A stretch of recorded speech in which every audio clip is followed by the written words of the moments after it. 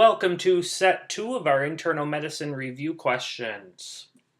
If you haven't yet, please consider subscribing to my Patreon page at www.patreon.com/pwbmd. As you know, I provide my videos for free. However, the cost of putting together these videos and the time that it takes is offset by viewer donations. So if you could be so kind as to consider donating to my page, this is the link.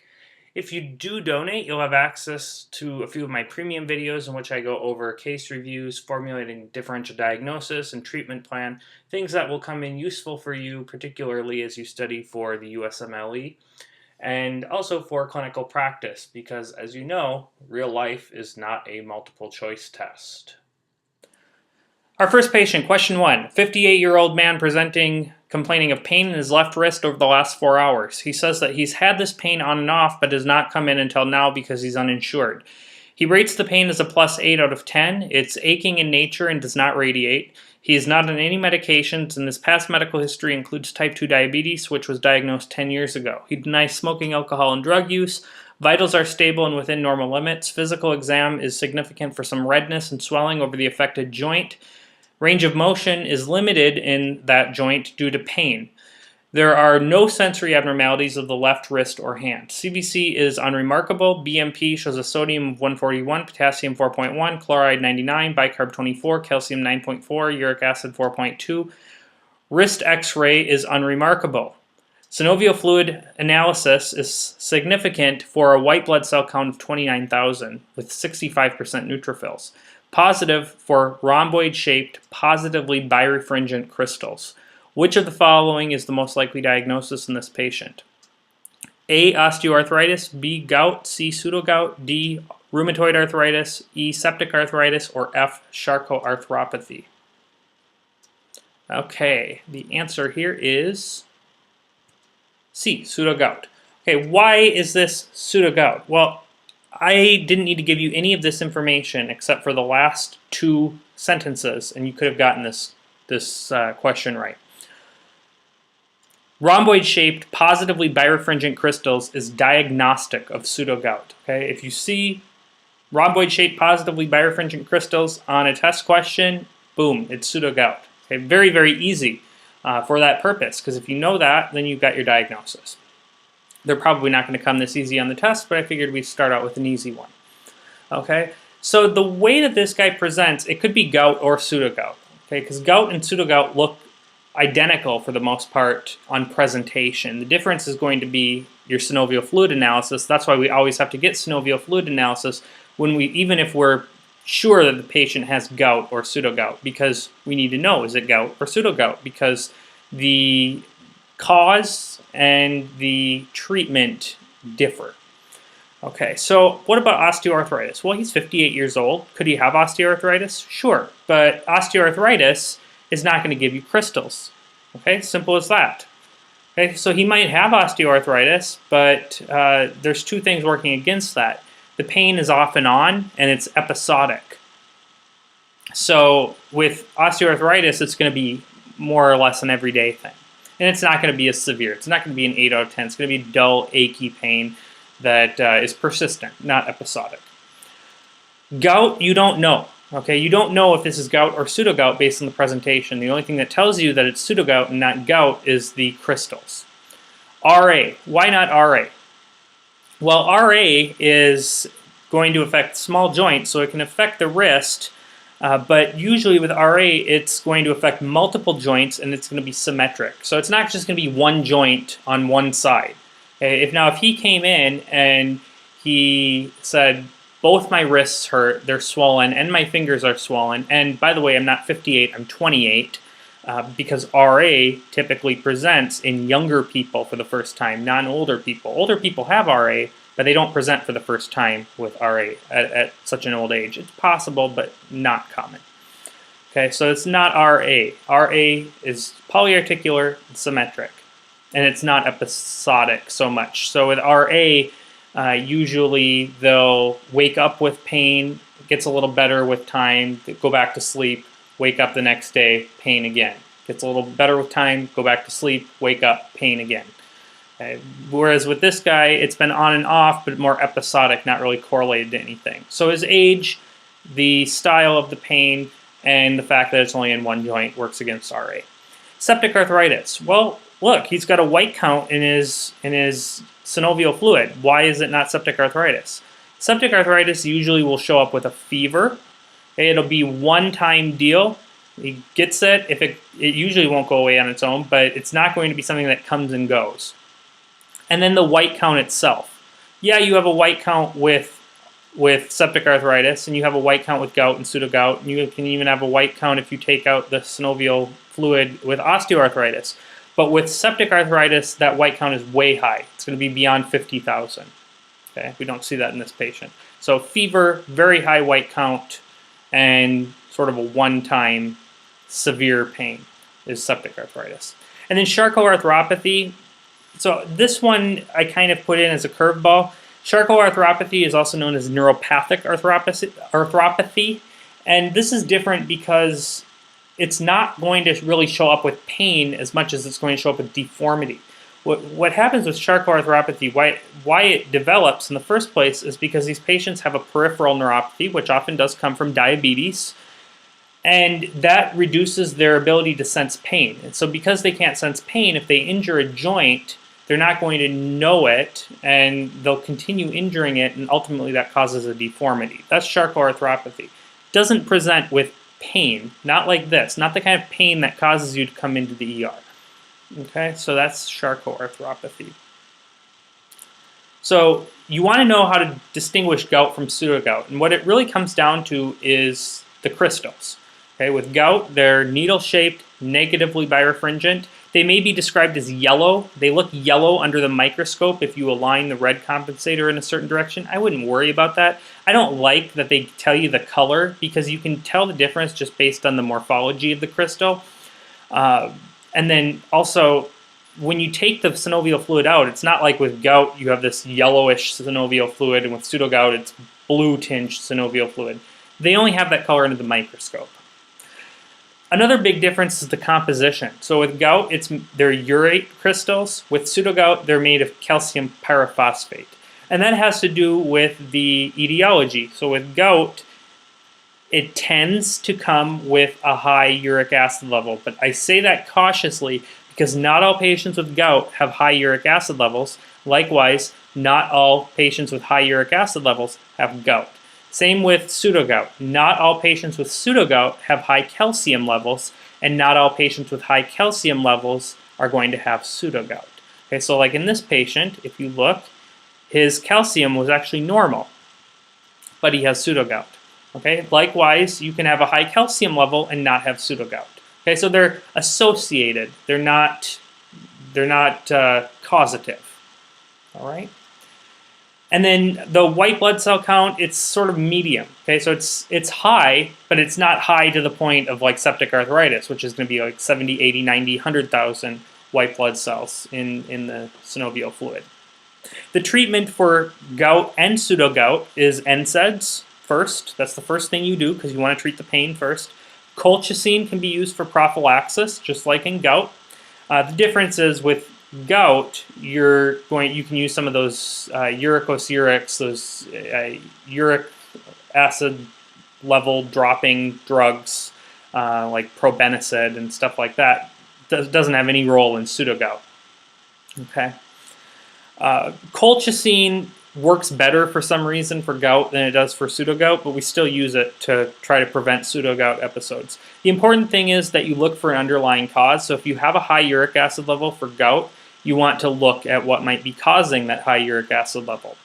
Same with pseudogout. If you have a high calcium level, you want to look into what might be causing that high calcium level and then treat it. So if they have a high calcium level and they have a high parathyroid hormone level, then you want to look into possibly a primary hyperparathyroidism. Okay, so you want to manage the underlying cause. But the immediate treatment is NSAIDs.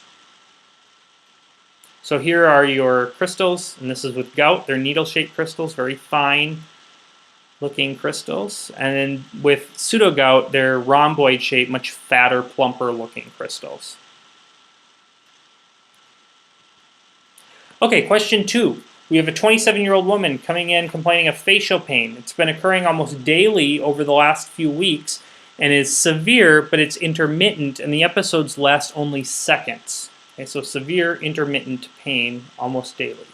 She rates the pain as a plus 10 out of 10, but says she's not having any pain right now. The pain is sharp and radiates along the cheek from the right ear to the right side of the mouth. She cannot think of any precipitating factors, but says that it often occurs while eating. She is otherwise in good health and has no history of rash. Vitals are stable, physical exam is unremarkable, and there's no apparent trauma or sensory deficits along the affected area. Which of the following is the most likely diagnosis? A. Trigeminal neuralgia, B. Cluster headache, C. Migraine headache, D. Postherpetic neuralgia, or E. Multiple sclerosis. Okay, and the answer here is, you can pause it if you want. The answer is trigeminal neuralgia. So trigeminal neuralgia, this is very classic presentation. Very, very short but severe episodes of facial pain, and typically it's only on one side. It's not going to alternate sides. It's on only, the episodes only come on one side. They go away on their own. Usually by the time they get to the medicine cabinet to try to take something for it, it's already going away. So they're very, very short-lived episodes. Now, contrast that with cluster headache. A cluster headache is also unilateral, severe, and intermittent, but there are a couple things that are different from trigeminal neuralgia. Most importantly, the location. With trigeminal neuralgia, it's the face, along the distribution of the trigeminal nerve, usually the mandibular branch, so going along the jawline. With cluster headache, it's behind the eye, so totally different location. Also, with cluster headache, the episodes tend to last a little bit longer. It's not really a matter of seconds, more a matter of minutes, all the way up to like an hour. So much longer episodes than trigeminal neuralgia, but it's really the location that's going to give it away. Migraine headache, same deal. It's usually retroorbital, often usually only on one side, and very severe, but they last longer and the location is different. So migraine headache and cluster headache, you can partially distinguish it by by how long the episode lasts. Migraine headaches often last hours, whereas cluster headaches is more minutes. And then migraine headaches tend to have an aura with them. In some cases, they don't have to. And then there's like a photophobia where they need to get out of the light, they need to get away from sound. There may be precipitating factors behind the migraine headaches. Some people will say real loud music or maybe chocolate. A lot of these patients will be able to put some kind of trigger to it in many cases. Postherpetic neuralgia looks just like trigeminal neuralgia. Okay, they look very, very similar. The difference is with postherpetic neuralgia, it's associated with herpes. Okay, postherpetic neuralgia. So they get an outbreak of herpes on their face, for instance, and then after that, then they get this pain, and it's just like trigeminal neuralgia. It's the only way you're going to be able to tell the difference, really. The nice thing is the treatment is the same, so you don't really need to know the difference. And then multiple sclerosis. This, usually we're going to see other symptoms, so motor symptoms, sensory symptoms, ocular symptoms. It's not just a pain issue. Now that being said, trigeminal neuralgia often does occur in patients with MS. I think it's somewhere around 2% of MS patients have trigeminal neuralgia, which is like 20 times higher than the general population. And then a lot of patients with trigeminal neuralgia happen to have MS. But the fact that this patient's otherwise in good health and doesn't have any other neurologic signs doesn't suggest MS. Okay, so you want to know your different kinds of headaches, and I included trigeminal neuralgia here as kind of like a headache because it's a pain that's in the head area. So obviously different from migraine and cluster headaches just based on the duration and then the location as well. So trigeminal neuralgia is really the only thing that's going to give you pain along the jawline. Migraine is going to be usually behind the eye. Cluster headache is usually going to be behind the eye. They're both unilateral as well. So really, trigeminal neuralgia stands out pretty good. Differentiating migraine and cluster headaches can be a little bit harder, but just remember that migraine headaches usually, a lot of times have an aura. There's nausea and vomiting, photophobia, phonophobia, whereas cluster headaches, you get more of those autonomic signs like sweating and lacrimation and flushing. Okay, so trigeminal neuralgia, a lot of times these patients will say that there are certain triggers. So some patients will say it comes on when they're eating, or maybe if they're drinking something like a cold beverage. Some patients will say they go outside, they get a little bit of a breeze on their face, and then they get an episode. So all sorts of different triggers that can be associated with trigeminal neuralgia. Physical exam is going to be unremarkable. There's nothing grossly wrong with these patients, and when they're in between episodes, they're their normal selves. They just get these episodes that come on. The diagnosis is really just going to be based on history. The thing is, you'll see some doctors will get an MRI when a patient comes in for the first time and they're diagnosed with trigeminal neuralgia, just because of that association with MS, and they want to make sure there's no MS there. But for the test, I wouldn't think of getting an MRI with trigeminal neuralgia. It's kind of overkill. The treatment of choice for trigeminal neuralgia is carbamazepine, but really any anti-epileptic drug is fine. So you'll see Lamictal and Dilantin thrown around. But carbamazepine is classically the treatment of choice, and it's going to be what comes up on the test. If that doesn't work, you can try other anti-epileptic drugs like Lamictal and Dilantin. But medical treatment alone is going to be successful in about 3/4 of patients, the vast majority. There are surgical things that can be done, but that's outside the scope of the test. Trigeminal neuralgia will remit on its own, usually within a year, so they won't even need to continue taking the medications. Okay, so now we have the same patient coming in 10 weeks later, and she's complaining of pain on both sides of her face now, as well as bilateral eye pain, which is worsened by movement of her eyes. She says that her vision has worsened and her glasses no longer help her see properly, and that she thinks she needs a better prescription. Physical examination is remarkable for eye pain elicited by movement. Facial tone is intact. Visual acuity is 20/70 bilaterally, which is reduced from 20/40 bilaterally. When swinging the flashlight from the left pupil to the right pupil appears to dilate when exposed to light. Which of the following is the most likely diagnosis in this patient? A. Bell's palsy, B. multiple sclerosis, C. adverse effect of carbamazepine, D. myasthenia gravis, or E. Lyme's disease? All right, and the answer to this one is multiple sclerosis. All right, so you might have thought, oh, adverse effect of carbamazepine, why not? I mean, we just put her on carbamazepine and now she's coming in with problems. Well, the adverse effects of carbamazepine, the real big one that you need to know, has nothing to do with this patient, is Stevens-Johnson syndrome. So that's why we sort of titrate the patient up on their carbamazepine dosage. That's the big one. Some of the other adverse effects of carbamazepine are really nonspecific, things like dizziness, drowsiness, nausea, vomiting, but you're not going to have visual issues.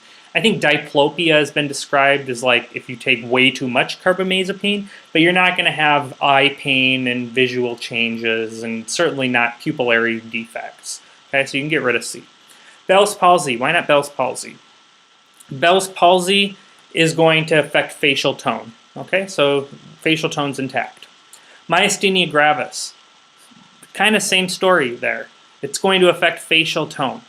Remember, myasthenia gravis, it's an autoimmune disorder. It affects the acetylcholine receptors at the neuromuscular junction. It's often characterized by facial weakness, but pain is really not a part of myasthenia gravis. And then Lyme's disease. So Lyme's disease, remember, is a systemic disease. It's caused from a bacteria, Borrelia burgdorferi, which is transmitted by the deer tick.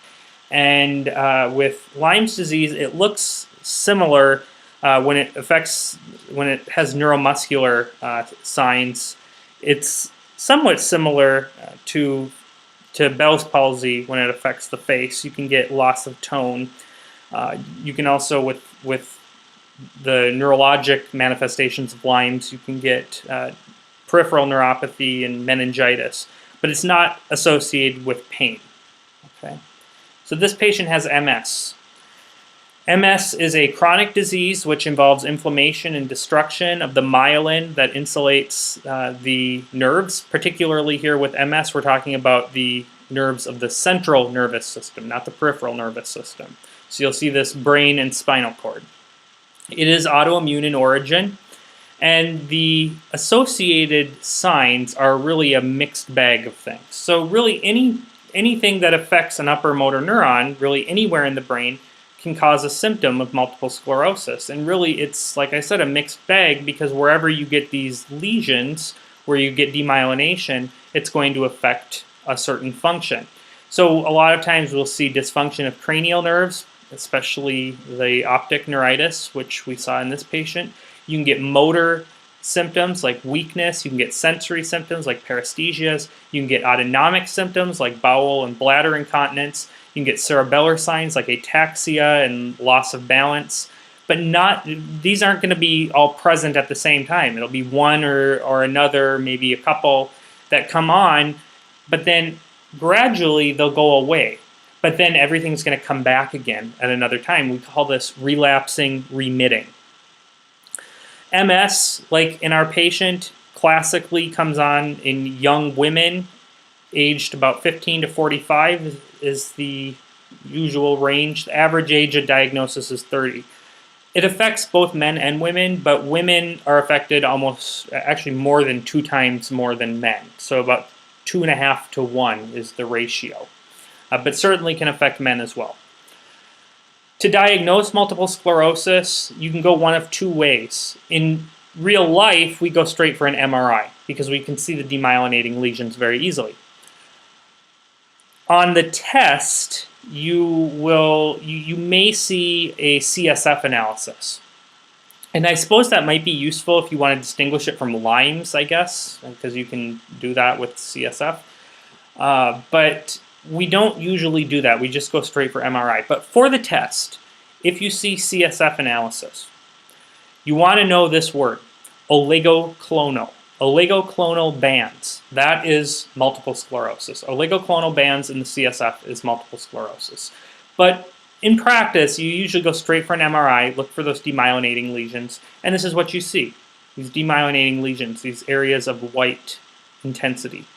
Okay, in particular, this is a gadolinium enhanced MRI. Okay, so you see these demyelinating lesions. So let's take a better look here. I'll come back to this. Okay, so see these demyelinating lesions. The demyelinating lesions of MS tend to have a predilection for the periventricular areas. So here you see it along the lateral ventricles. See kind of a predilection of them. They also occur around the cortex. So here we call these juxtacortical lesions. And then they also have a tendency to occur along the corpus callosum, which you see here. And then also on the cerebellar peduncles, which we don't see at all here because we're not at that level. Okay, so just going back, the distribution of MS, you'll hear this a lot, that it's more in northern latitudes. So if you're in the northern part of the United States, as I am, or you go up even further north into Canada, you see MS a lot more than if you were to go down to Florida or Texas. You don't see it as much. Okay, so this is something that can happen with MS. You get what's called intranuclear ophthalmoplegia, which is basically where you have a lesion of the, okay, this is going way back to anatomy, medial longitudinal fasciculus, which is responsible for coordinating eye movements. And so what happens is you have the patient look to the left, look to the right, and when you have intranuclear ophthalmoplegia, when you go to adduct, adduct, the affected side, that side is not going to adduct. Now remember, anytime you adduct one side, one eye, you're abducting the other eye. So here you go, look to the left, right side should be adducting, and the left side is abducting. Well, the left eye will abduct. The non-affected eye will abduct, but you'll get nystagmus with it. So what you have with INO is you have an inability of the affected side to adduct, and then the non-affected side, when you're looking, or when you're adducting, you're trying to adduct, I should say, the affected eye, when the non-affected eye abducts, you get nystagmus. Okay, so we didn't see that in this patient. What we did see in this patient, and go back here, is this thing with the pupil dilating when it's exposed to light. What that's called is a Marcus gun pupil. And so basically the Marcus gun pupil, it's just a delay in the response of the pupil. So let's say you shine your flashlight into the left pupil. Okay, the left pupil should constrict. Okay, and so should the right pupil. Both pupils will constrict at the same time. Well, what happens then is you quickly move the flashlight from the left eye to the right eye, and there's a delay in that in the dilation. So once you remove the flashlight from the left eye, both pupils should dilate back. But because it's delayed, once you shine the flashlight into the right pupil, it's still in the process of dilating. So it looks like the pupil is dilating in response to the light. It's not. What's happening is it's just a delayed dilation. Whereas for those of us who don't have Marcus Gunn pupil, the pupil will redilate so quickly that by the time you get your flashlight over to the other pupil, it'll already be fully dilated and it'll constrict. Okay, so it's just a delayed dilation when the light is withdrawn. But it appears that the pupil dilates when it's exposed to the light. That's what you hear commonly referred. So this is called the Marcus Gunn pupil, and it's associated with MS. Okay, the treatment for MS is going to be steroids, and that's most commonly given for acute exacerbations. You can give either methylprednisolone IV or you can give prednisone. Prophylactic therapy is done with interferon beta or glutiramer, and then natalizumab is a newer drug that can be given as more second line, but I don't know, some doctors might be using it first line. For the test, natalizumab is a second line agent. Baclofen can be used for spasticity because remember this is an upper motor neuron disorder. If you have upper motor neuron damage, you can have spasticity. Okay, I think that's okay. Oh, and yes, these are Dawson's fingers. So if you get a sagittal view and you look right around the lateral ventricles, you'll classically see these areas of demyelination, and they look like little fingers coming out the ventricles. And these are Dawson's fingers. You got to know that for the test because this is a classic association. Okay, question 4. A 21-year-old man presents to your clinic because of a 4-month history of fatigue. He says he gets 8 to 9 hours of sleep per night and occasionally wakes up sweating. He's still fatigued though. He says that during this time he has lost some weight despite not eating much less than usual and spending less time exercising because of his fatigue. He's 5'10" and 140 pounds, down from 162 pounds 6 months ago when he was in the ER for a broken finger. Vitals are 110/75, heart rate 85, respirations 13, temperature 99.8, saturation 100%. Physical exam is remarkable for bilateral supraclavicular lymphadenopathy. There is pallor of the mucous membranes. BMP is unremarkable. CBC is significant for a hemoglobin of 9.1, hematocrit 27.6, MCV of 88. SED rate is elevated. HIV ELISA is pending. CT reveals a mediastinal mass. No splenomegaly or other abnormalities. He is referred to a surgeon for lymph node excision, which reveals the presence of Reed-Sternberg cells. Bone marrow biopsy reveals similar cells. Which of the following is the next best step in management? A. Staging laparotomy. B. Radiation to the affected lymph nodes. C. Lymph node dissection. D. Doxorubicin, bleomycin, vinblastine, and dacarbazine. Or E. Cyclophosphamide, hydroxydoxorubicin, vincristine, and prednisone. Okay. So the answer here is D. ABVD chemotherapy. Doxorubicin, bleomycin, vinblastine, and dacarbazine. So what does this guy have, first of all? So the USMLE Step 2 and Step 3, they're going to want you to go a step further. Whereas Step 1 would have asked you, what does this patient have? Step 2 and 3 will ask you, they'll assume that you can figure out what he has, but then they'll ask you the next step. What do you need to do for this patient, i.e. what kind of treatment does he need? And so if you answered my question by saying he has Hodgkin's lymphoma or Hodgkin's disease, you would be correct. And you should know this from step 1. Reed-Sternberg cells equals Hodgkin's disease. Always, always, always. This is pathognomonic. Reed-Sternberg cells is Hodgkin's disease. For step 1, you need to know what Reed-Sternberg cells look like. Step 2 and 3, you don't. You're not going to be shown Reed-Sternberg cells. But you still need to know what they are and what they mean. Okay, so this guy's got Hodgkin's disease. Now, with Hodgkin's disease, once you diagnose it, the next step is to stage it. So you need to know something about how you stage Hodgkin's disease. In Hodgkin's disease, you don't need to know exactly what stage equals what features, but you do need to know that you have to stage it. And to stage it, you need to do two things. You need to get a bone marrow biopsy, and you need to get an abdominal pelvic CT. And essentially, we've done that here. So we got a CT, and we found nothing spleen-wise, which is really the big place we're looking. And then we got a bone marrow biopsy.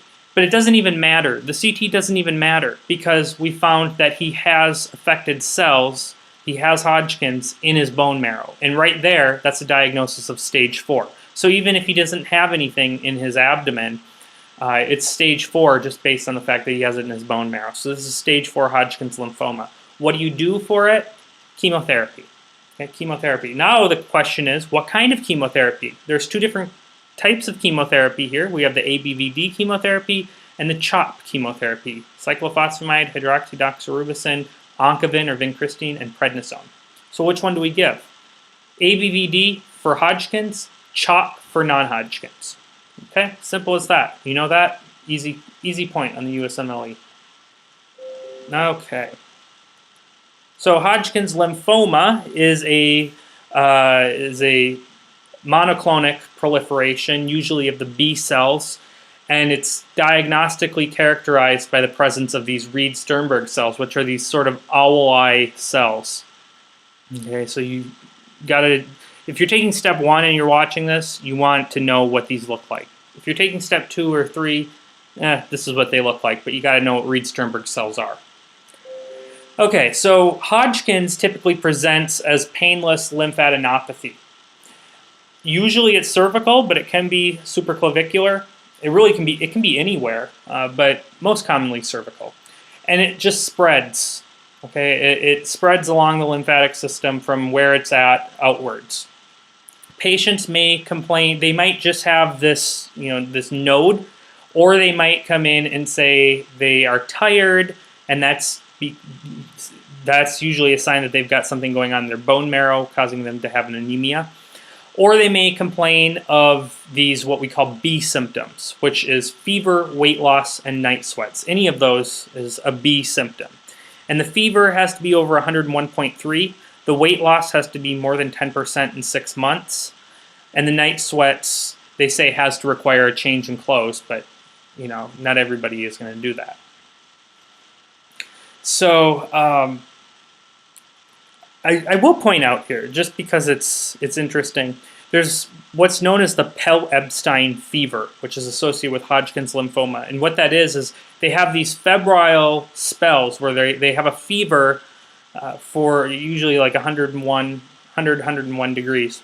And it lasts for a couple weeks, and then they go the next 2 weeks without any fever, and then they have the fever again. So it's this kind of fluctuating afebrile and febrile period. It's called a Pell-Ebstein fever, and it's classic for Hodgkin's lymphoma. You're not going to see it in all cases by any means, but that's something, I guess, to put in your back pocket. There's a bimodal age distribution for Hodgkin's lymphoma. So it tends to affect people in their 20s, so young adulthood, and 60s, so getting up there in age, late middle ages, elderly. And there's also a familial predilection. So look for family history of cancer. For diagnosis, we already kind of went over this. You want to get initial blood studies, chest x-ray, looking for that mediastinal mass, and then CT. You want to start out by at least getting a chest CT, but heck, if I were suspecting Hodgkin's lymphoma at all, I would just go the whole 9 yards and get chest, abdomen, and pelvis, and just get that out of the way. The definitive diagnosis is with lymph node biopsy. So anytime you suspect Hodgkin's lymphoma, you're always going to get that node out. Anytime you have a non-painful, kind of ongoing, lingering lymphadenopathy, but particularly non-painful, because that shows that it's not due to an infection, that lymph node probably needs to be biopsied. So you're going to biopsy it, and this is what you're looking for, the Reed-Sternberg cells. Once you see that, once you make a diagnosis, this is some kind of malignancy, then you definitely need to CT the abdomen and pelvis. and then you need to get a bone marrow biopsy. Now I put plus or minus bone marrow biopsy. Definitely get the bone marrow biopsy for the test, but in practice, some doctors won't do it because there's this whole risk calculator. But if you see malignancy in the spleen, for instance, you don't even need to do it anyway because you know it's stage 4, and so it does. Your bone marrow biopsy is just going to it's not going to really give you anything. You're going to be giving this patient chemotherapy anyway. The bone marrow biopsy you have to do on both sides, so you get bilateral bone marrow biopsies, and the treatment is ABVD chemotherapy. Okay, that's doxorubicin, bleomycin, vinblastine, and dacarbazine. The A is doxorubicin, but it's based on the trade name, which is, I think, adriamycin. I don't know if that's a trade name or just a nickname for it, but A comes from adriamycin. Okay, so this is the chemotherapy for hematologic malignancies. I would say what you need to know for the test are, you want to know ALL and AML for sure. So for ALL, we start out with vincristine, prednisone, daunorubicin, and then methotrexate. AML, you use Ara-C and an anthracycline. Ara-C is the one you want to associate with AML because that one you don't see very much. If it's and this one often comes up in the test. If it's the M3 subtype of AML, you can give all-trans retinoic acid because with M3 it's a enzymatic blockage, and if you give this this ATRA, it relieves that, and then your cells will develop properly. CLL and CML, the one you really need to know is CML. You give imatinib. If it's Philadelphia chromosome positive, most of them are. So imatinib for CML. Hodgkin's, we said, is the ABVD chemotherapy, ABVD. With non-Hodgkin's, it's CHOP, or you might otherwise hear it R-CHOP, where you just add rituximab to the CHOP chemotherapy. And then multiple myeloma, you'll want to know this one as well. Younger patients, we treat a little bit more aggressively because we're setting them up for bone marrow transplant. Older patients, a little bit less aggressively because the chemo would probably kill them before the multiple myeloma. Okay. Question 5. A 44-year-old woman presents to your clinic complaining of weakness and back pain for the last 2 months. She has a past medical history of type 2 diabetes and hypertension, for which she takes metformin and lisinopril hydrochlorothiazide. She smoked a pack per day for the last 25 years, but she does not drink or do illicit drugs. She works as a bartender and has been married for 15 years. She's premenopausal and has 2 children born term spontaneous vaginal deliveries. Cycles are regular. Review of systems reveals some constipation, which has coincided with her back pain. She's 5'4", 195 pounds, which puts her in the obese range. Vitals are stable. Physical exam is remarkable for point tenderness at the thoracic spine. Normal range of motion. There are crackles in the left upper lung field. Abdomen is soft, non-tender, non-distended with diminished bowel sounds. Labs show an albumin of 3.4, calcium of 13.5, phosphorus of 2.9, chloride of 108. BUN of 38, creatinine of 1.8, CBC is unremarkable. Chest x-ray reveals a solitary 1.2 centimeter confluent non-calcified lesion in the left upper lobe. Which of the following is the best next step of management in this patient? A, bronchoscopy, B, fine needle aspiration of the lesion, C, thiazide diuretics, D, bolus of normal saline, or E, bisphosphonates.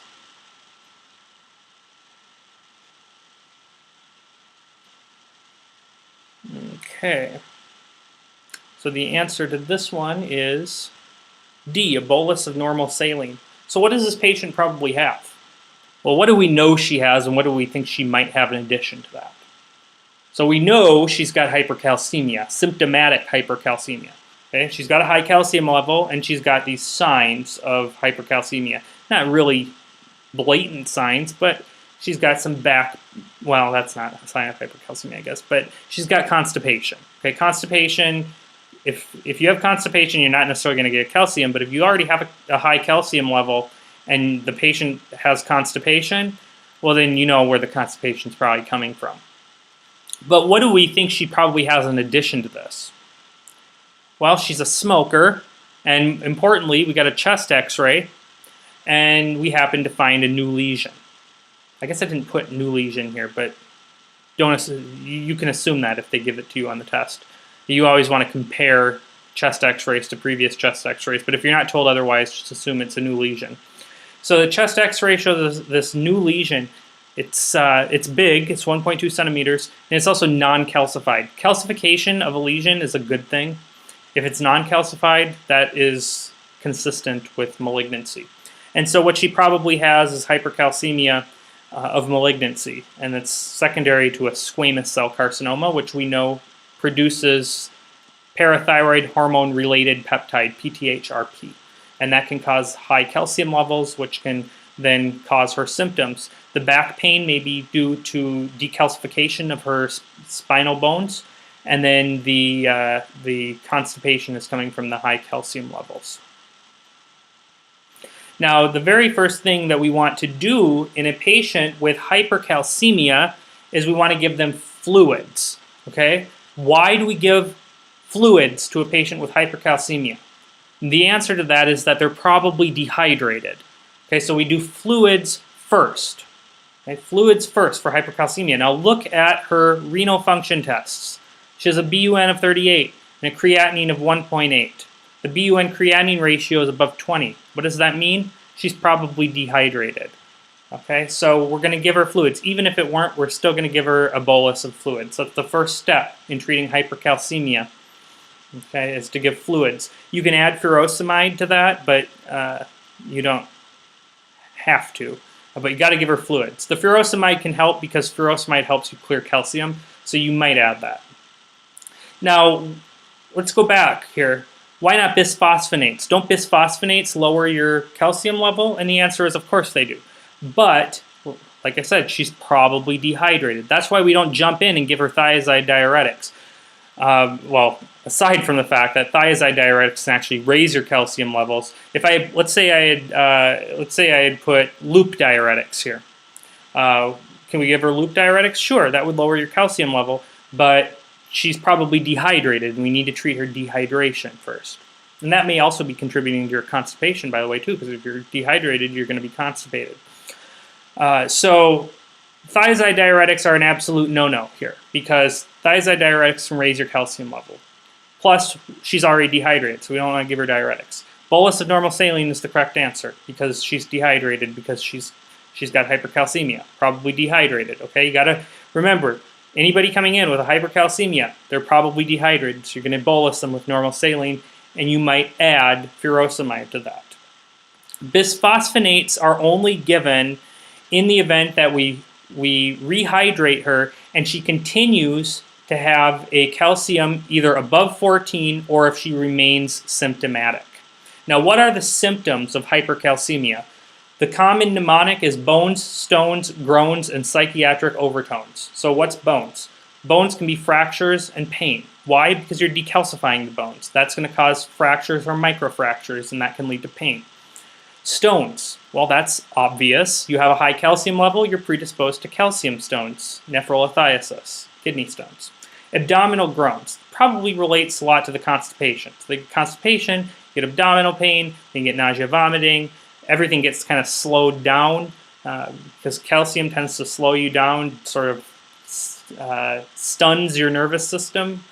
And so they can get anorexia because everything gets slowed down. If you're constipated, do you really want to eat? Probably not. So that's probably how those are related. And then psychiatric overtones. Like I said, kind of stuns your nervous system. Your nervous system is going to be a little less responsive, whereas with hypocalcemia, your nervous system is very excitable. So with hypercalcemia, I like to think of it as the nerves are become too stable. And so they're very hard to excite. So you become weak, you become fatigued, your deep tendon reflexes are diminished, whereas with hypocalcemia, low calcium, you're more jittery, maybe not sleeping a lot, your deep tendon reflexes are exaggerated, etc. And then altered mental status in severe hypercalcemia. So when we give bisphosphonates, if they don't respond to fluids and furosemide, and they remain symptomatic, or if even if they're not symptomatic, their calcium level is above 14. But still, the very first step is fluids plus or minus furosemide. Bisphosphonates are given after that if the patient remains symptomatic or the calcium stays above 14. Hemodialysis is the last resort. So this is your workup for hypercalcemia. So assuming you already got calcium levels, phosphate levels, you want to check albumin, check ALK-Phos, and then consider some of these other things which may give you some insight as to what might be causing it. So vitamin D levels, serum protein electrophoresis, the possibility of multiple myeloma, parathyroid hormone, that's a big one because the number one cause is going to be hyperparathyroidism. Parathyroid hormone related peptide is going to be associated with a lot of squamous cell cancers, so like the lung here, which is probably what it is because we saw the lesion on chest x-ray. Also the skin, head and neck, breast, bladder, ovary, any of those squamous cell cancers can give you this parathyroid hormone related peptide. Another cancer that can do it is lymphomas and leukemias, kind of a black sheep there. You get a TSH and then do imaging. What are the causes of hypercalcemia? The mnemonic is chimpanzees. Okay? You can memorize however many of these you want. The big ones though, calcium supplements, some people take too much. Hyperparathyroidism, really the number one cause. And then I would say excess vitamin D. A lot of people are taking vitamin D now. It's like the new fad. So you want to look out for that. And then sarcoidosis, classic hypercalcemia. Okay. Okay, question 6. A 30-year-old man presents to your clinic complaining of low back pain, which has been lingering for the last 3 years. He says that the pain was bearable until recently because he had been working a desk job, but now he got a promotion and is doing much more walking and the pain has gotten in the way. The pain is worse in the morning for a few hours after he wakes up. It persists throughout the day but is less severe. He also has pain in both knees, but this is less severe. Past medical history is significant for an eye issue, which caused him to go to the ER last year. He says that he had eye pain and blurriness and was discharged without a diagnosis, but it resolved on its own a couple weeks later. Typical ER doctor, right? No diagnosis, just go home. He's 6 feet 1 inches tall, 180 pounds. Vitals are within normal limits. Physical exam is remarkable for tenderness over both sacroiliac joints, reduced range of motion on spinal flexion. Knees are mildly swollen, but not tender to palpation. There's a mild diastolic murmur over the right sternal border. Lungs are clear to auscultation. Labs demonstrate an elevated ESR. CBC and BMP are within normal limits. Which of the following is the most likely diagnosis in this patient?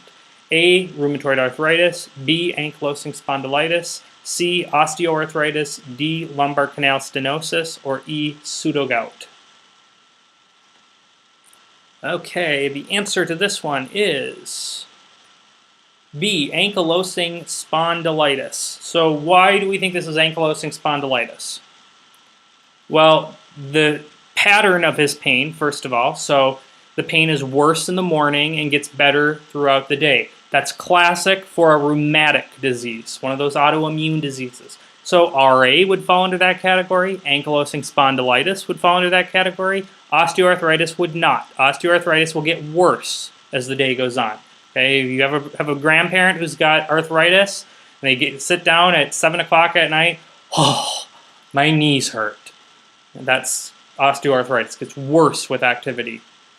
Lumbar canal stenosis is totally different. Lumbar canal stenosis does not have early morning pain. It's worsened by things like standing, and it's not going to get better throughout the day. What about pseudogout? Absolutely not. We talked about pseudogout. Right? It doesn't look like this.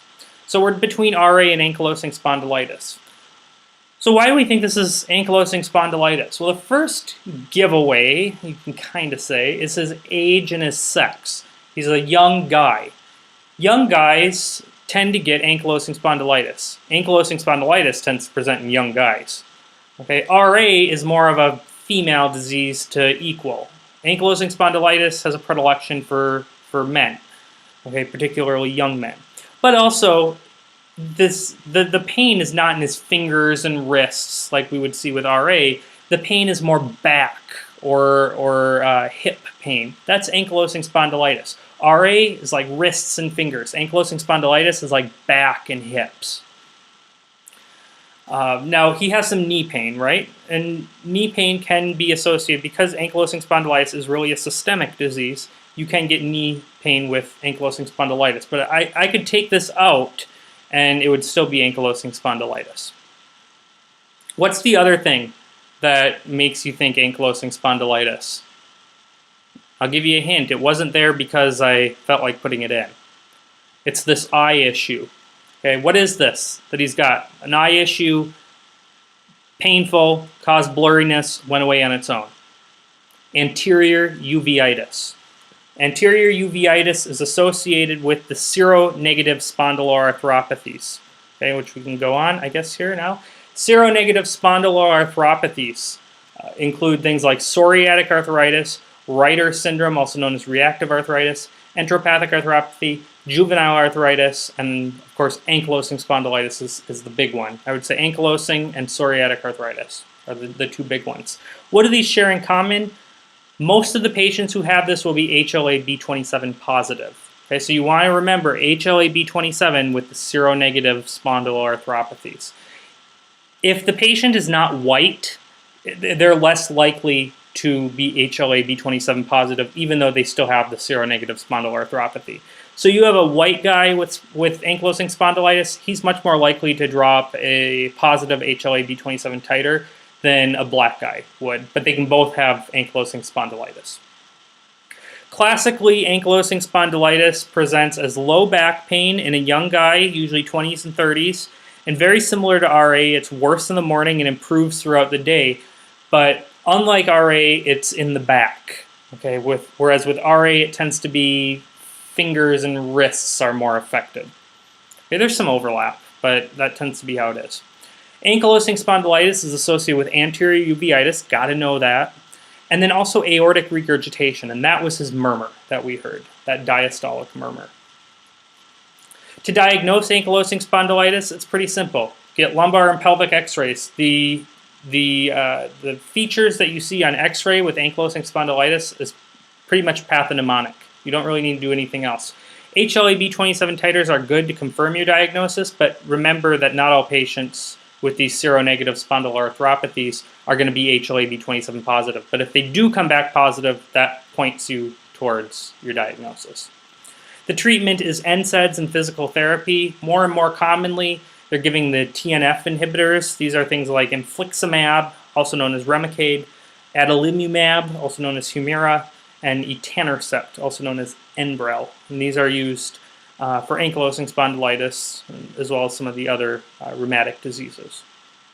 Okay, so what you see with ankylosing spondylitis is you see calcification or ossification of the ligaments along the spine. And so what it looks like is that the spinal bones are connected to each other along the anterior side. And this is called syndesmophytes. It's a fusion of the vertebrae. And what you'll see, so we'll come back to that. So here's a normal spine, right? See, these spines are nice and separated. Okay? They only articulate in the back, not in the front. Well, here you have the syndesmophytes. And this is what you see with ankylosing spondylitis. So note here that you have calcification here. All right. So ossification of the spinal ligaments is what gives you these syndesmophytes, and you can see that you don't have that clear space in between the vertebrae. Now, when you look anterior-posteriorly, it has a characteristic appearance. Look at that. Okay, so you have a sort of obliteration of this clear area here, and it's filled in with this calcific material. And what it looks like, I mean, you have your, okay, here's a better picture. What it looks like is this, bamboo. Okay, so note these lines here, which is where the syndesmophytes are, and then the spinous processes, you'll see that, but this is the bamboo spine. Okay, so you hear bamboo spine, and that's pathognomonic for the most part for ankylosing spondylitis. Now, what else do we see? So here's a normal hip, okay, and what we're looking at is the sacroiliac joint. So this is the sacroiliac joint right here and right here. And with the sacroiliac joint, what we see in ankylosing spondylitis is we see sclerosis. So note all this white here. This is sclerosis at the sacroiliac joint, and this is why he has pain there. Now, what do we mean when we say seronegative spondyloarthropathy? What we mean is that their rheumatoid factor will be negative. Okay, now with RA, it's oftentimes positive. With ankylosing spondylitis, psoriatic arthritis, all those things, the rheumatoid factor is always negative. Okay.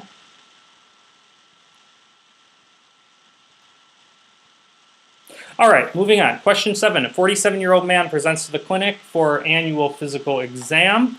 He is in good health and does not have any complaints at this time. His past medical history is significant for major depressive disorder, which was controlled with venlafaxine, otherwise known as Effexor.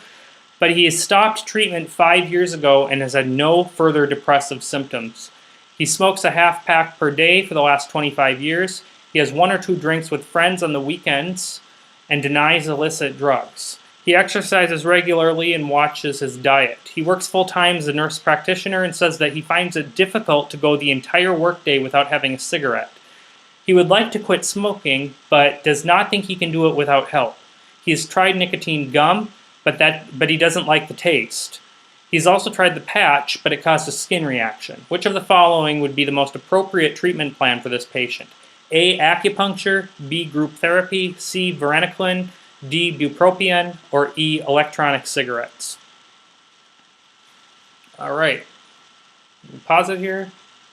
And the answer is bupropion. So out of all of these, only 2 of these are considered first-line pharmacotherapies for smoking cessation.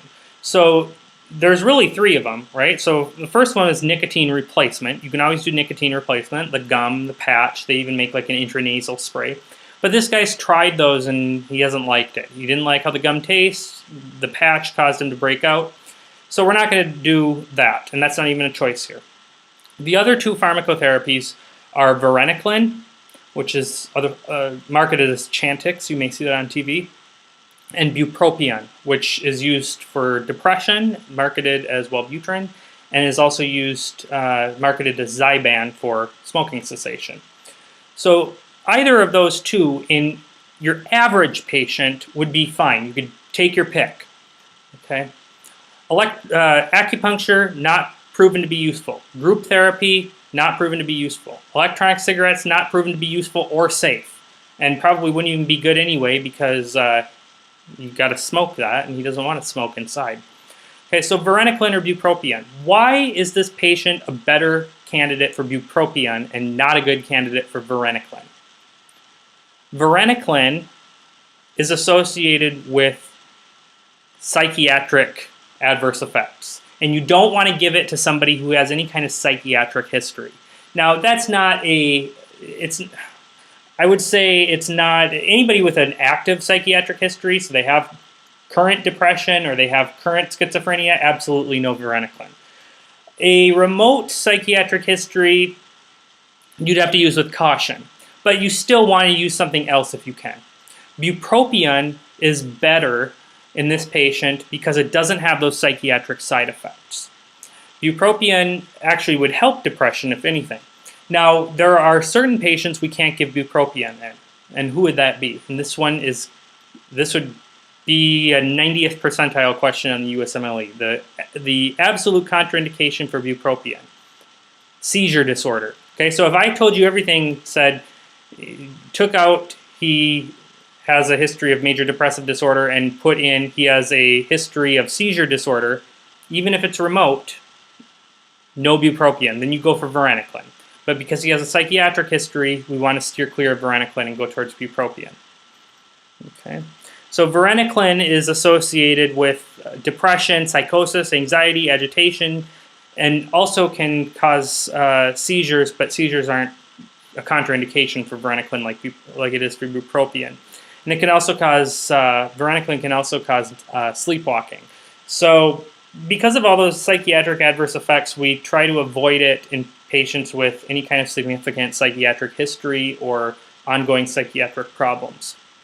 Bupropion is good for those patients, but you don't want to give bupropion to somebody who has or has had a seizure disorder. Okay. So cigarette smoking is a major modifiable risk factor for things like heart disease, high blood pressure, all those nasty things that kill a bunch of people. And it's associated with 443,000 premature deaths every year in the US and costs almost $100 billion in lost productivity. Even though the number of people in the US who smoke has gone down over the last 20, 30 years, still about 20% of Americans smoke regularly. The pharmacotherapy, nicotine replacement, bupropion, varenicline, these are the most commonly used agents. Okay, moving on. Question 8. A 37-year-old man presents to your clinic complaining of general malaise and fatigue for the past month. This has been worsening with time, and he's very concerned because his dad had similar symptoms when he developed lymphoma at age 41. There is a past medical history of seizure disorder, and his last seizure was 8 months ago. They're saying in this patient, he has a seizure disorder, and his last one was 8 months ago. Medications include lamotrigine and phenytoin. He drinks about 3 or 4 beers per night and has been trying to cut down on the advice of his neurologist. Shouldn't be drinking if you have seizure disorder. He denies smoking or illicit drug use. He is 6 foot 3 inches tall and 200 pounds.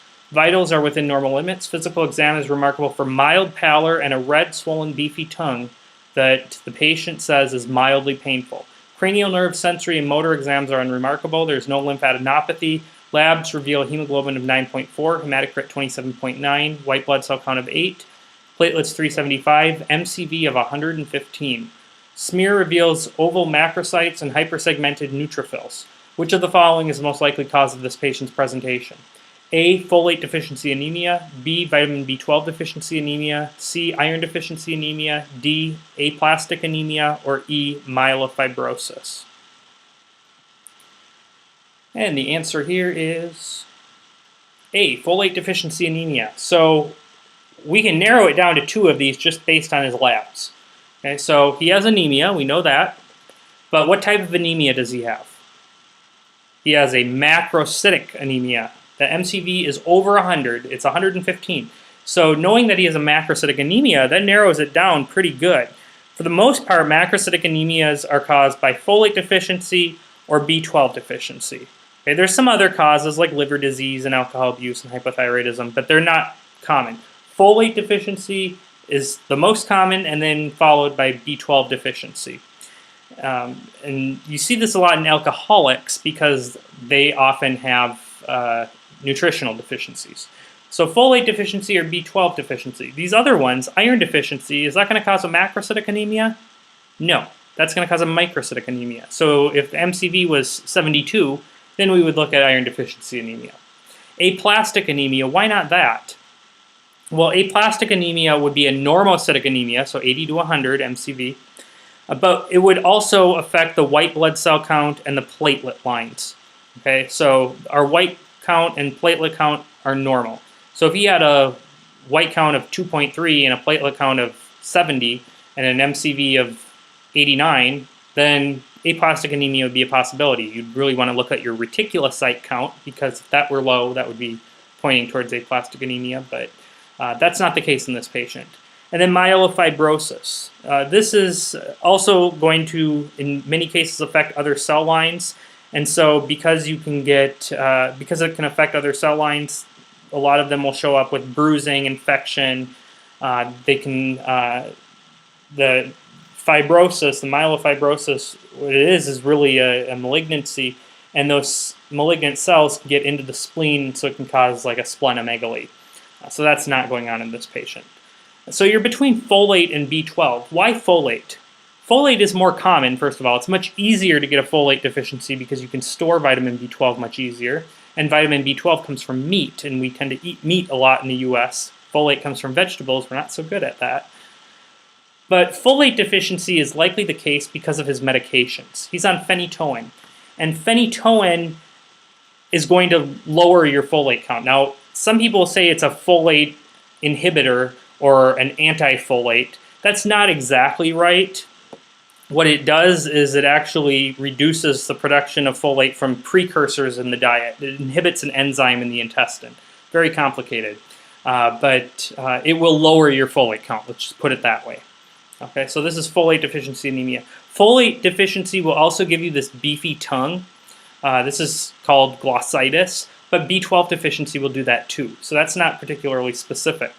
The smears also point towards a macrocytic anemia, so you'll see oval macrocytes and hypersegmented neutrophils. But that, again, doesn't tell you the difference between folate and B12. We go to folate because of the fact that he's on this medication and that this anemia coincided with the phenytoin. So folate deficiency is a major cause of macrocytic anemia along with B12 deficiency, and that's going to show you a high MCV and hypersegmented neutrophils. The major risk factors include medications, so phenytoin, and methotrexate is another one. Another one is zidabudine, which is given for HIV, and then alcoholism. Lack of fresh fruits and veggies in the diet will worsen this, and if you think about it, like 90% of Americans don't get their daily value of fruits and vegetables, so not uncommon. Symptoms include anemia, angular stomatitis, which they get little sores in their mouth and along the sides of their mouth, glossitis, which we saw in this patient. You have to differentiate this from B12 deficiency because you see all those things in B12 deficiency, but what you see in B12 deficiency that you don't see in folate deficiency is neurologic signs. So things like paresthesias and sensory neuropathies, especially affecting the hands and feet, leg stiffness, paraplegia, they can even go as far as dementia. So the fact that this guy doesn't have that points us away from B12 deficiency, along with his phenytoin. Diagnosis is either clinical or ideally you should get a folate level just to confirm. And then treatment is supplementation and manage the underlying cause. Now, what are some of these underlying causes? The mnemonic is afolic pod, AFOLICPOD. Okay, now, some of these are more obvious. Alcoholism, because they're malnourished. Folic acid antagonists, because it reduces their production of folic acid. Dilantin, because it inhibits the conversion of dietary things to folic acid. Oral contraceptives, don't think of that one too much. Low dietary intake, duh.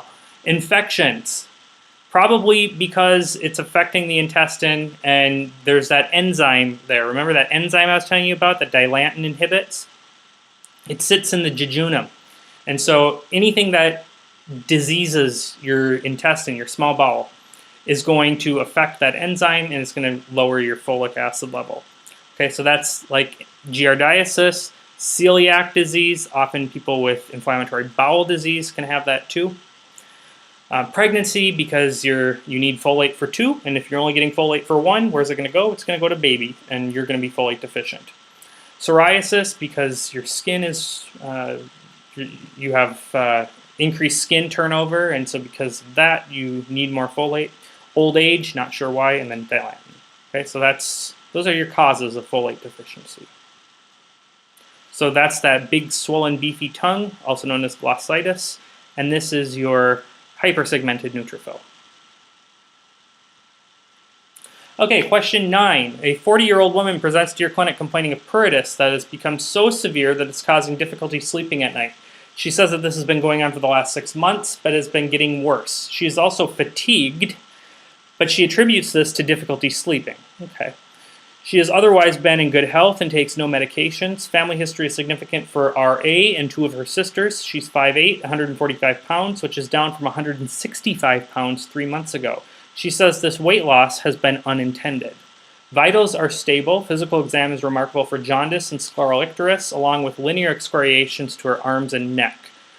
Her liver is palpable 4 centimeters below the costal margin, mild right upper quadrant tenderness. Labs show an AST of 52, an ALT of 67, ALK Phos of 720, total bilirubin of 8.5, conjugated bilirubin 7.9. Which of the following is the best next step in the management of this patient? A, liver biopsy. B, anti-mitochondrial antibody, or AMA. C, anti-nuclear antibody, or ANA. D, anti-smooth muscle antibody, ASMA. Or E, PANCA, also known as perinuclear antineutrophil cytoplasmic antibody. Okay, I'll give you some time to pause it. This is a tough one. The answer here is AMA, anti-mitochondrial antibody. So in order to answer this question correctly, you need to have a presumptive diagnosis. And that's the hard part here. Okay, so you need to have a presumptive diagnosis, and then you need to know how you diagnose that. So what's our presumptive diagnosis here? Well, first of all, evaluating her, she's got jaundice, and or at least she's got, yeah, she does have jaundice, okay. So she's got jaundice, and she's got pruritus. Pruritus probably coming from the jaundice. And then she's got weight loss.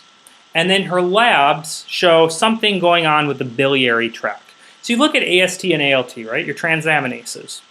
And those tell you how the liver itself is doing, how the hepatocytes are doing. The ELK phos tells you how your biliary tract is doing. And so if you have relatively normal transaminases but a high ELK phos, tells you that the problem is in your biliary tract, anywhere from the intrahepatic ducts to the extrahepatic ducts. Okay, so we know there's something going on with the biliary tract here. And we know that she's got a conjugated hyperbilirubinemia, as we would expect if there's something really seriously wrong with the biliary tract. Okay, so she's got some kind of biliary tract issue. Her weight loss is probably because of the fact that she's not getting bile into her intestines, so she's having malabsorption. So you have a woman who has sudden biliary tract issues, but she doesn't have pain, right? There's some mild tenderness, but she doesn't have real pain. She's got some hepatomegaly. What do we suspect? Well, probably not hepatitis, because hepatitis would be infectious and you get a fever, and aches and pains and stuff like that. If it was Hep A, she'd be really sick. And this has been going on for 6 months. So it's probably not hepatitis.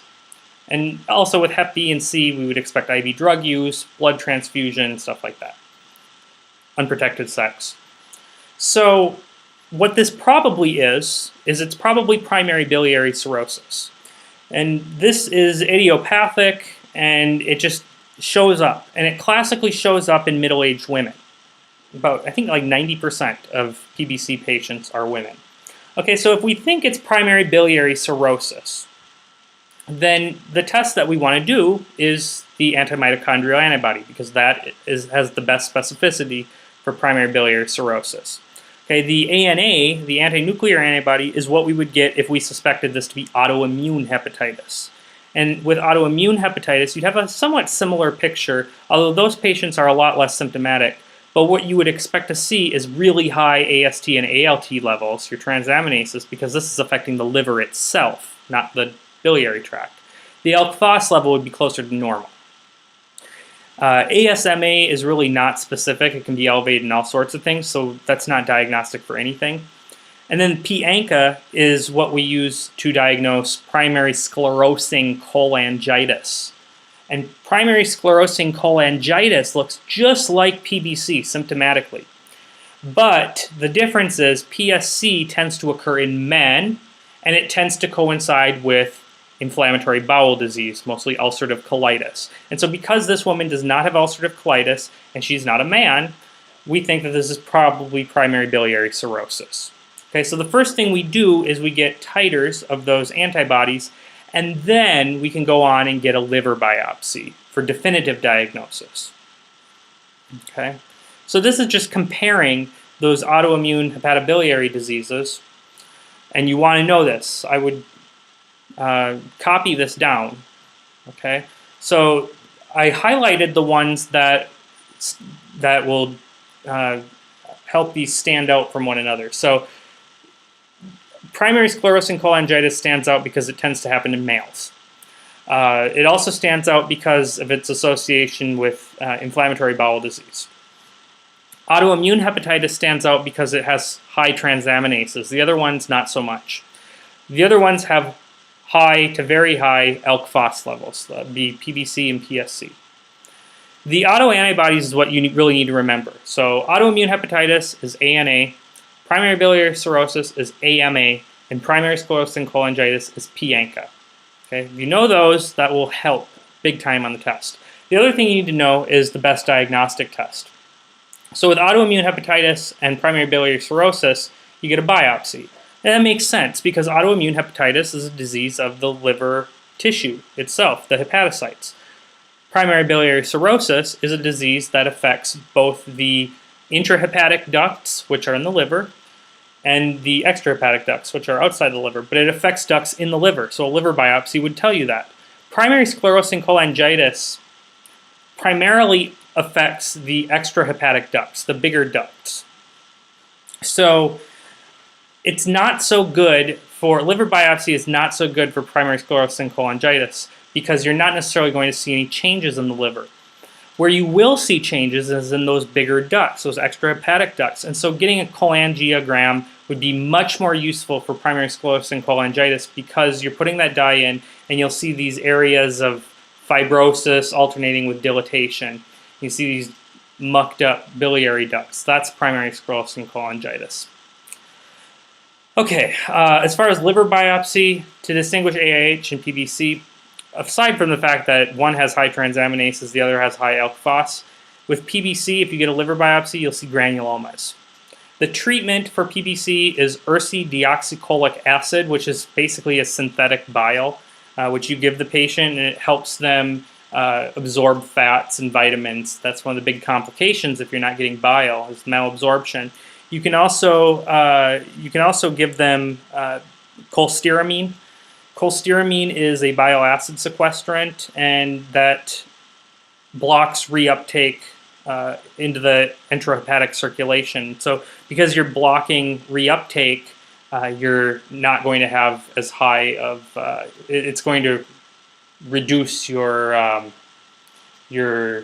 levels of bilirubin. So that can be helpful. As far as like the itching goes and stuff, which is some of the major symptoms of PBC. And then for the definitive treatment for PBC and PSC is transplant. Ultimately, with PBC and PSC, these patients are going to go towards end-stage liver disease. So transplant is the definitive diagnosis, but a lot of these patients will still have recurrence. PSC, you can do biliary stenting because it's more of a macroscopic issue with their biliary tract. With PBC, it's much more microscopic. With autoimmune hepatitis, the difference is with the treatment, we give steroids and azathioprine, and that tends to be good enough. Okay. All right, last question, question 10. A 20-year-old man presents to the ED complaining of severe chest pain over the last 3 hours. He says that he was fine this morning when he went to the gym, where he has recently started a rigorous weightlifting program, but the pain came on during dinner this evening. He describes the pain as a +8 out of 10, sharp and localized to a discrete region on the parasternal chest wall. He has no significant past medical history and takes no medications. Family history is significant for a heart attack and his dad at age 57. And this has him somewhat concerned. He's 5 feet 10 inches tall, 165 pounds. Vitals are within normal limits. Heart sounds are normal and there's no murmur. Lungs are clear to auscultation. Chest pain is worsened with deep breathing, movement, and is reproducible with palpation of the affected region. Which of the following is the best next step in the management of this patient? A, cardiac stress test. B, cardiac enzyme titers. C, antacid and viscous lidocaine. D, NSAIDs and rest. Or E, chest x-ray. Okay, so triage this patient and figure out what he's got. The answer is D, NSAIDs and rest. So you got a guy coming in with chest pain. Normally that's red flags, get an EKG, get cardiac enzymes right away, do all those things. This guy's 20, right? And his pain has been here for 3 hours, okay? So it's probably nothing really severe. Especially when you take into consideration his age. Young people don't get heart attacks, okay? Not 20-year-olds. 20-year-olds don't get heart attacks. Okay, but there's some things in his history that really stand out. First off, this came delayed after weightlifting. Well, what do we know weightlifting does? It causes muscle pain, okay? And so if he's bench pressing, probably pulling some muscles, okay? And that is likely our diagnosis, costochondritis. Now, what are some other things that point to costochondritis? This one you really got to know. Anytime you can worsen, so you have a patient with chest pain, anytime you push at their chest and that causes the same pain, that is likely costochondritis. Musculoskeletal chest pain, absolutely nothing to worry about, at least not like a heart attack. Okay, so you have a young person coming in saying they have chest pain. If they can point to where that pain is and it's in one specific location, if they're using their finger to point at where the pain is, that's very localized and it's probably costochondritis. On the other hand, if they're using their hand and they're kind of moving their hand to show you kind of where the pain is and it radiates and stuff, that may be something else. Usually in a young person, if it's not costochondritis, it's probably something like reflux disease. So if he was pointing at his chest and saying, oh, it kind of comes up here and it burns and it came on a couple hours after eating, that's reflux. Now, what about the fact that his dad had a heart attack at 57? Do we have to be concerned about that? 57 is not an uncommon age to have a heart attack. Now, if his dad was 37, then we're probably going to get a lipid panel on this guy. Well, if not if he's 8. But he's going to need a lipid panel at some point. Then we might be concerned enough to get an EKG because there might be an FH thing going on. But otherwise, there's nothing here that has us concerned about any kind of heart attack. Now, in practice, would you get an EKG? Would you get cardiac enzymes? We pretty much order it on everybody who has chest pain who comes in, even if they're like 9.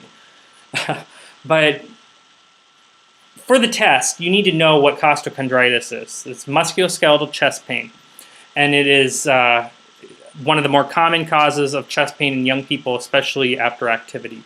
So cardiac stress testing we would do for somebody who has what looks like angina. It would not be something we would do in the ER, though.